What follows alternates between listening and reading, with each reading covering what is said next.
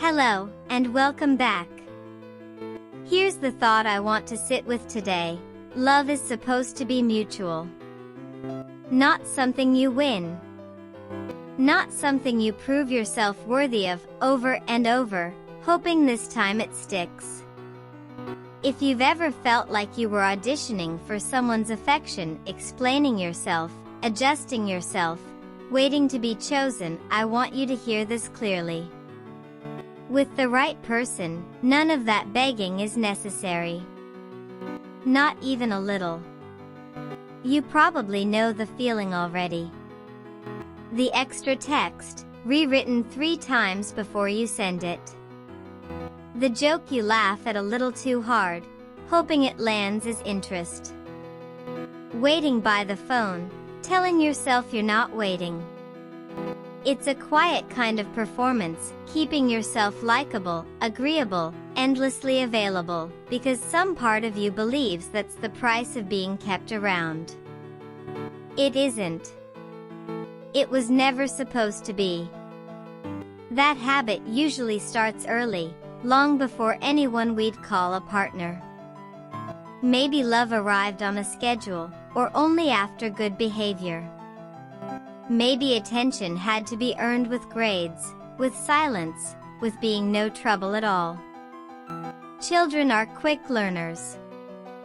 If affection is conditional once, the lesson tends to stay quietly, for years long after the person who taught it is gone. You carry the habit forward without ever choosing it. And it costs something, this constant proving. You start reading tone into every pause. A slow reply becomes evidence. A short answer becomes a verdict you argue against in your head for hours. It's exhausting in a way that's hard to explain to someone who hasn't lived it, like holding a pose, permanently, in case the picture is taken without warning. That isn't romance. That's vigilance wearing romance's clothes. Now picture the other version. Someone texts back because they wanted to, not because you chased them into it. They ask how your day was and actually wait for the answer. Nothing about it is dramatic, that's exactly the point. Ease doesn't announce itself.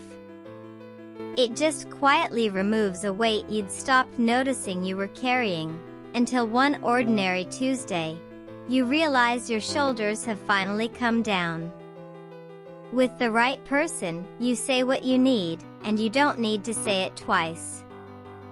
You're not negotiating for a phone call back. You're not translating your feelings into a version small enough not to be a bother.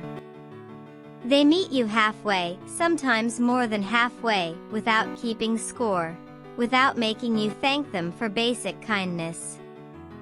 It feels, oddly, like nothing much at all. That's how you know it's real. It shows up in small things, mostly. Remembering how you take your coffee. Texting to check you got home safe, unprompted. Noticing you've gone quiet and asking why, instead of waiting for you to explain yourself first. None of this is grand. There's no gesture big enough to fake for years on end, and the right person isn't performing for you either. They're just paying attention, because you matter to them. Reciprocity doesn't mean matching, move for move. You might be the planner, they might be the one who remembers birthdays.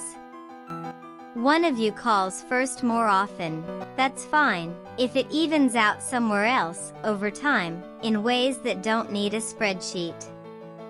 What matters is that the effort flows both directions, that you're not the only one keeping this alive, season after season, while the other person simply lets you. Watch what happens when you say no, or ask for space, or bring up something that hurt you. The right person doesn't punish that with silence, or sulking, or a sudden coldness that makes you scramble to fix it. A boundary doesn't threaten them. If anything, it tells them where the ground is solid, and solid ground, it turns out, is what people who actually love you are looking for. You stop negotiating for the basics. Respect isn't a reward you earn on your best days and lose on your worst ones. Warmth isn't rationed out to keep you trying harder. These things, kindness, honesty, being taken seriously, were never supposed to be prizes. They're just what love looks like, plainly.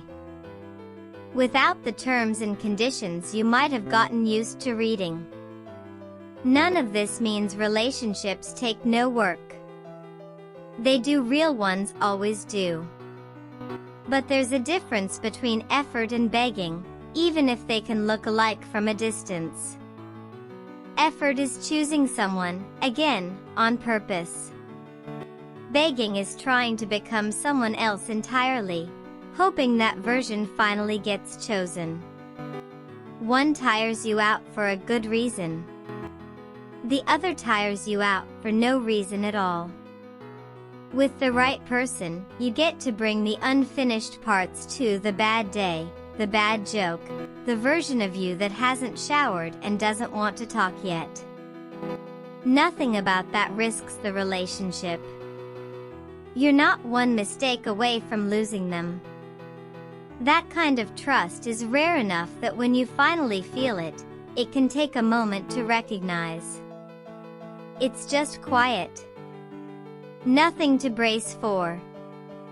Eventually, you stop performing altogether.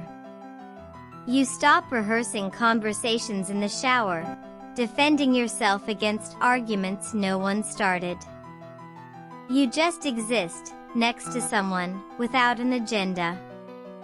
You forget to keep score of how you're doing, because nobody's grading you. It's a strange kind of relief, almost boring in the best way. Boring, because nothing needs fixing. Because for once, you're not the project.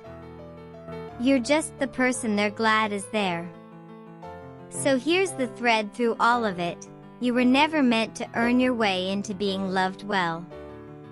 Not with charm, not with silence, not with being endlessly easy to keep. The right person meets you there, without a toll booth in the way. If you're still convincing someone, it might be worth asking why. Thank you for spending this quiet stretch of time with me. Take care of yourself, and go gently.